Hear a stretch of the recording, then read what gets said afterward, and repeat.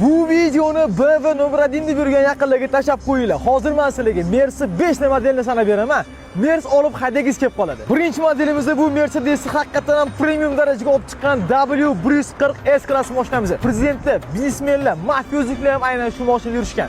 Motori V12 bo'lgan. Aytgancha o'sha yillarda BMW V12 haqida hali o'ylab ham ko'rmagan edi. Ikkinchi avtomobilimizda BMWchilar ham bir marta bo'lsa ham minicha orzu qiladigan G-Class G63 avtomobilimiz.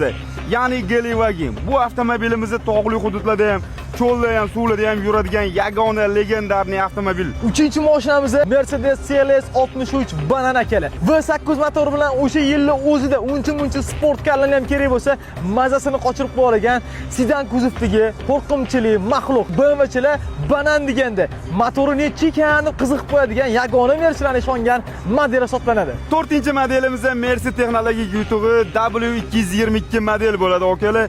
Dunyoda nima yangi texnika bo'lsa, mana shu avtomobillar hozir kunda bor. BMW bilan Audi ancha yillardan keyin buni komfortini o'zida takrorlab ko'rgan. Buni yetmasam bo'lmasida Mercedes W124 Varchok akalar. Xullas SNG bo'yicha o'zining nomi bilan tanilgan 505 litrli motori bilan 80-90-yillarning o'zida ancha-muncha mashinani qo'rqitgan model akalar. Hozir kunda ham agar original bo'ladigan bo'lsa, olib bitta haydab qo'yardim deydigan akalar topiladi. Mercedes akalar, bugun sizlarga gal bu videoni BMW akalarga jo'natib qo'yinglar. BMW akalar, kommentariyaga tayinli faktlarni yozinglar, keyingisi bomba bo'ladi.